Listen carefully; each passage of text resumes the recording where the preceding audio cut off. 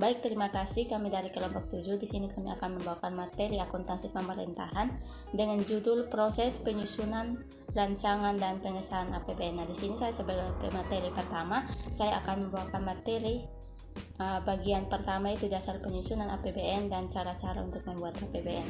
Nah, untuk dasar penyusunan APBN, penyusunan rancangan undang-undang APBN itu mencerminkan penyelenggaraan pembangunan ekonomi yang diharapkan dalam anggaran tertentu yang tidak dapat dilepaskan dari perkembangan pelaksanaan APBN dan ekonomi pada umumnya pada tahun sebelumnya. Nah, penyusunan APBN didasarkan atas perkembangan perekonomian internasional dan perekonomian dalam negeri yang dipadukan dengan rencana nasional yang dikehendaki masyarakat. Nah, perencanaan yang baik merupakan salah satu jaminan suksesnya pelaksanaan pembangunan sehingga masyarakat dapat menikmati hasil-hasilnya dan mengalami peningkatan kesejahteraan. Nah, adapun tahap penyusunan rancangan APBN antara lain ada rancangan undang-undang APBN, ada instansi-instansi yang terkait dalam penyusunan APBN. Yang ketiga adalah cara-cara membuat rancangan APBN. Adapun yang keempat yaitu kegiatan pokok penyusunan rancangan APBN. Selanjutnya ada rincian materi rancangan APBN. Nah, selanjutnya adalah cara-cara untuk membuat anggaran pendapatan dan belanja negara. Di sini ada 3 cara atau teknik pembuatan anggaran pendapatan dan belanja negara, yaitu yang cara pertama adalah dari atas ke bawah atau disebut dengan top down. Dan di sini pemerintah akan menetapkan jumlah tertinggi anggaran atau disebut dengan plafon anggaran. Nah, selanjutnya plafon ini akan dibagi-bagikan kepada tiap-tiap departemen, kemudian tiap-tiap departemen atau lembaga akan membagi-bagikannya kepada tiap-tiap eselon unit bawahannya. Yang kedua adalah dari bawah ke atas atau disebut dengan bottom up. Di sini setiap satuan unit yang paling kecil dari suatu departemen akan diminta untuk mengajukan sumbangan angka anggaran ke unit atasannya dan diteruskan sampai pada tingkat atas atau departemen lembaga yang akhirnya sampai kepada Menteri Keuangan. Yang ketiga adalah teknik campuran. Nah, teknik ini merupakan campuran antara teknik top down dan bottom up. Yakni di sini Menteri sudah mempunyai angka perkiraan plafon anggaran. Dalam hal ini ada daftar usulan kegiatan atau disebut dengan DUK dan daftar usulan proyek atau DUP dari tiap-tiap departemen atau lembaga beserta jajaran di bawahnya. Nah, selanjutnya materi selanjutnya akan dibawakan oleh teman saya.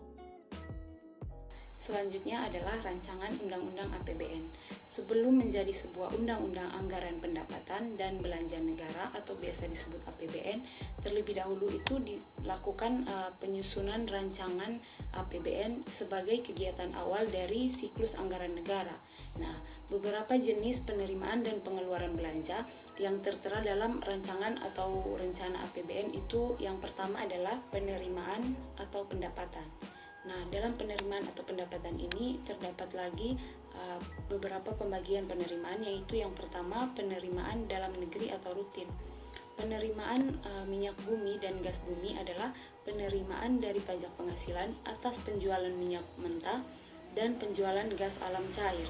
Yang kedua itu ada penerimaan di luar minyak bumi dan gas alam yang berasal dari penerimaan dari pajak yang diantaranya itu berasal dari yang pertama pajak penghasilan yang didasarkan pada Undang-Undang Nomor 7 Tahun 1983 tentang pajak penghasilan, kemudian yang berasal dari pajak pertambahan nilai barang atau jasa dan pajak penjualan atas barang mewah yang didasarkan pada Undang-Undang Nomor 8 Tahun 1983 tentang pajak pertambahan nilai barang dan jasa dan pajak penjualan atas barang mewah.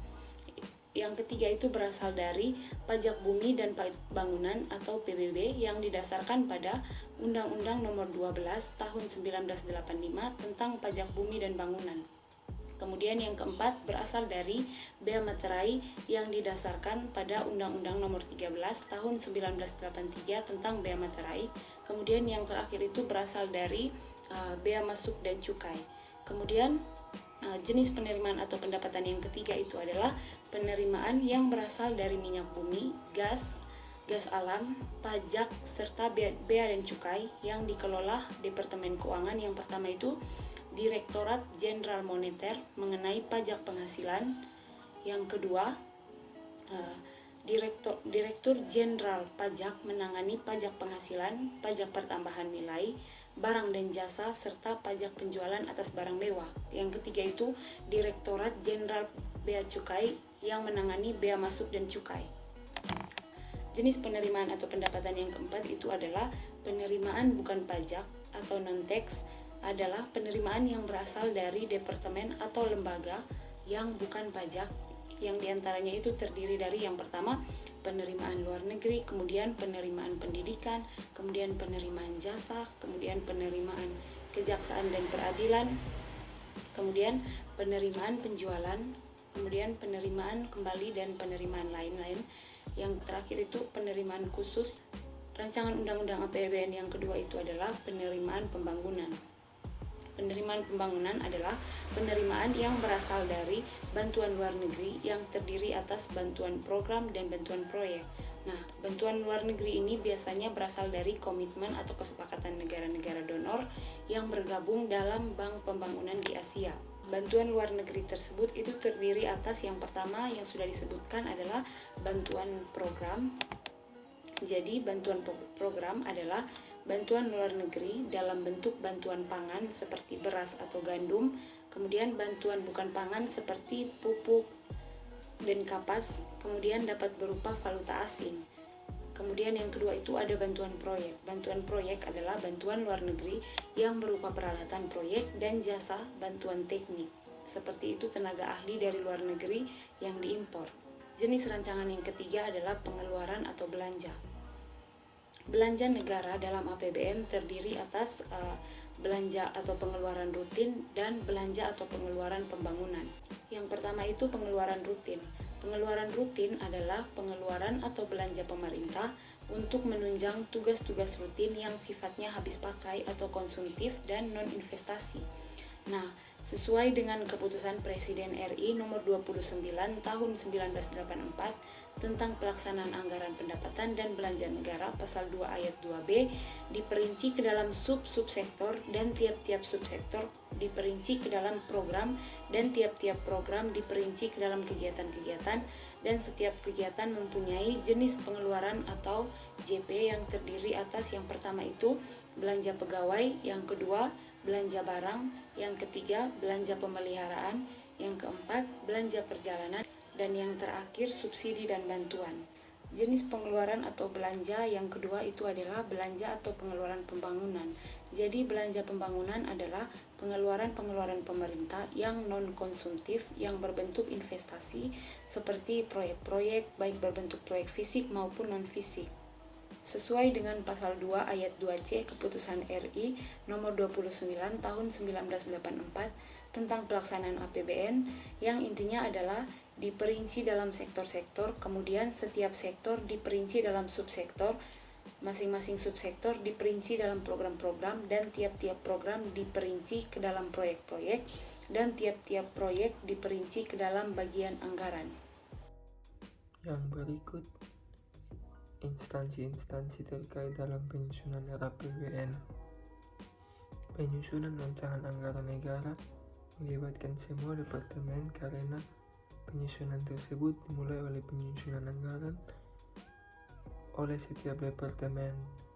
Setiap departemen hanya dapat mengajukan satu anggaran yang meliputi anggaran rutin dan anggaran pembangunan yang dikenal dengan istilah bagian anggaran.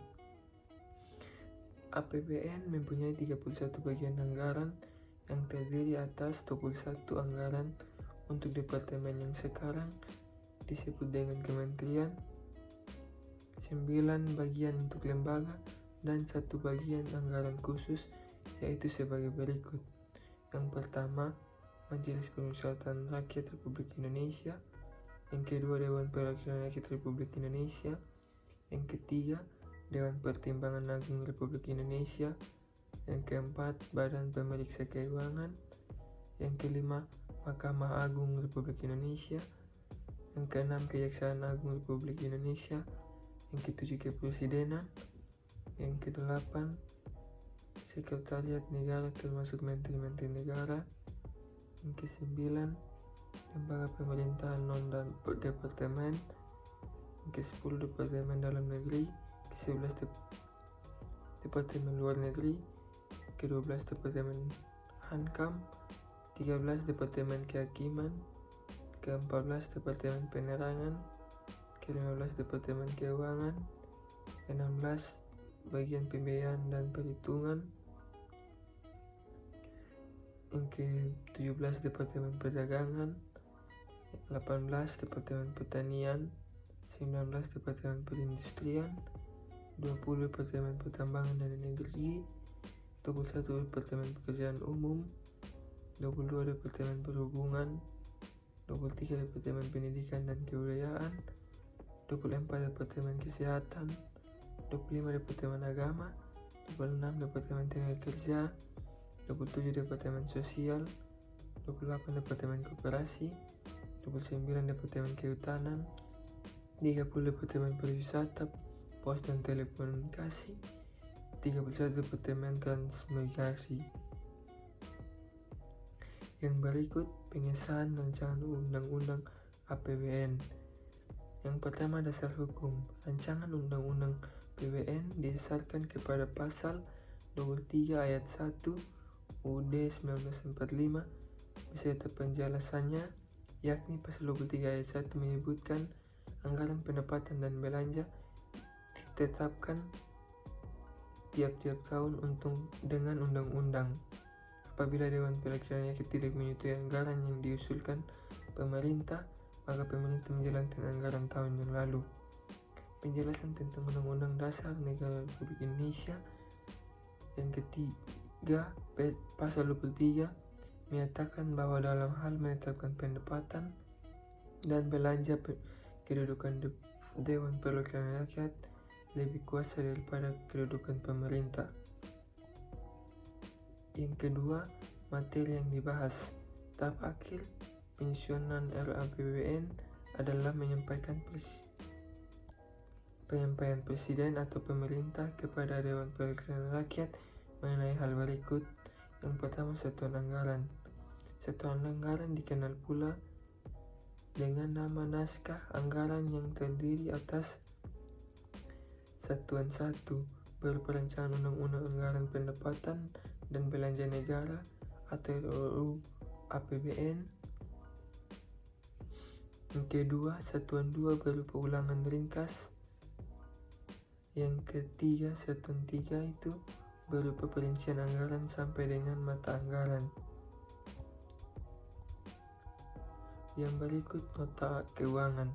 Nota keuangan adalah buku yang berisi informasi mengenai data ekonomi keuangan, kebijaksanaan pemerintah di bidang keuangan negara pada tahun anggaran lampau, tahun sekarang, dan yang akan datang. Yang ketiga, persetujuan oleh DPR.